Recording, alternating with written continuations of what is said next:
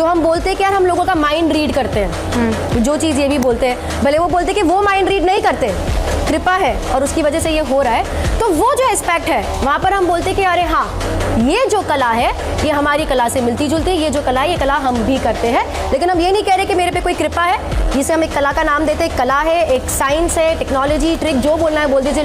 आज से 5 साल बाद क्या करना चाहोगे? माइक में आपको बोलना नहीं है, आपको ये बात सिर्फ अपने मन में सोचनी है।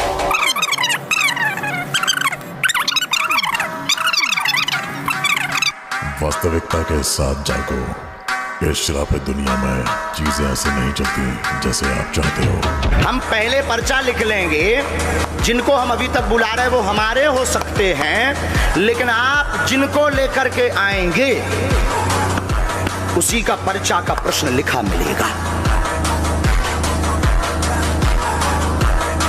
और ये बचपन से ही हम बागेश्वर बालाजी के चरणों की सेवा में हैं। सनातन में मंत्रों की ताकत का प्रत्यक्ष प्रमाण बागेश्वर बालाजी का दिव्य दरबार है। भारत के इतिहास में पूरे नेशनल टीवी के सामने, चैनल के सामने आज तक किसी भी पादरी या मौलवी ने नहीं दिखाया होगा, लेकिन भारत के इतिहास में पहली बार आज रायपुर में बागेश्वर बालाजी ने झंडा गाड़ा है।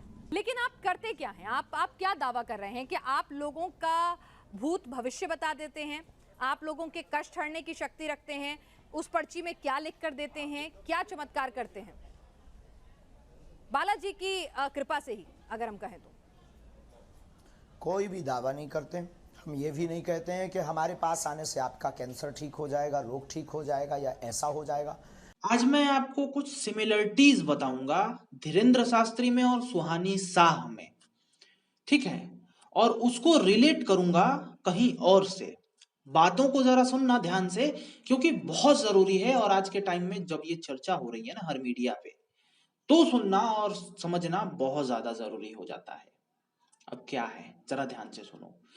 बागेश्वर धाम सरकार बोलते हैं, ठीक है, धीरेन्द्र शास्त्री बोलते हैं कि जब हम छोटे थे ना, तभी लोगों के मन की बातें हम जान जाते थे, लेकिन हम बोलते नहीं थे।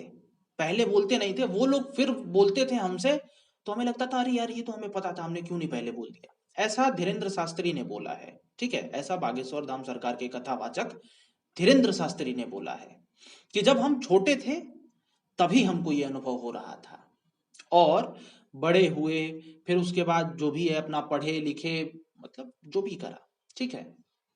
अब हम थोड़ा सा यहाँ पे आते हैं सुहानी शाह पे। सुहानी शाह एज 7 साल की थी, तभी से ये मैजिक करियर स्टार्ट कर दी हैं, बिना पढ़े बिना लिखे, ठीक है। धीरेन्द्र शास्त्री भी बीए करे हैं, लेकिन जैसे ऐसे होता है ना क्लास कभी गए कभी नहीं गए, बस एग्जाम देने गए, ऐसा वाला क्लास चला है। सुहानी शाह ने भी ये नहीं करा है, या फिर इतना ही थोड़ा मोड़ा करा होगा, ज्यादा इनके एजुकेशन के बारे में किसी को नहीं पता है क्या करा है, या फिर अनपढ़ ही है। लेकिन धीरेन्द्र शास्त्री कहते हैं कि भैया ये सब सिद्धियों से प्राप्त होती हैं, ठीक है, अच्छे से प्राप्त होती हैं, ठीक है। जहां तक कि धीरेन्द्र शास्त्री की बात है, एक कॉमन लॉजिक हम ले सकते हैं, अपने ग्रंथों से उठा के देख सकते हैं, अपने जो बीते महाभारत हैं। हालांकि बहुत सारे लोग इसको गलत समझते हैं, ये सबको मिथ्या समझते हैं, लेकिन जो रियल में घटित हो रही हैं इस पर तो हम लोग देख रहे हैं ना अभी। तो धीरेन्द्र शास्त्री बोलते हैं कि ये सब जो भी आती हैं शक्तियां, ये अपनी सिद्धियों से आती हैं, मंत्र उच्चारण, सिद्धियां, ये सब जब प्राप्त होती हैं तब होती हैं। इसी को सुहानी शाह बोल रही हैं कि भैया ये सब बस ट्रिक है एक। अब 7 साल की उम्र से सुहानी शाह को वो ट्रिक पता चलने लगी। 7-8-9 साल जब हुआ तो सुहानी शाह ने ये ट्रिक को अपना लिया। ऐसा ट्रिक कि वो बोलती हैं खुद ही कि मैं माइंड रीड करती हूँ, इतना भयंकर ट्रिक। और दुनिया के पीएचडी जो पढ़े हुए हैं, पीएचडी, डबल पीएचडी, मतलब बहुत कुछ पढ़े लिखे लोग हैं, एमबीबीएस हैं, पता नहीं क्या क्या हैं डॉक्टरी फील्ड में, वो लोग माइंड रीड नहीं कर पाते क्योंकि वो लोग अनपढ़ हैं। और सुहानी शाह जो कि पढ़ी ही नहीं है, वो बहुत विद्वान हो गई हैं कि उनके यहां से कोई चल के आया है, ऐसा कुछ। देखो मैंने बोला था ना, दोनों को रिलेट करूंगा। महाभारत टाइम में आप देखोगे या फिर अपने ग्रंथों में देखोगे तो ऐसी शक्तियां बचपन से आती थी, ठीक है।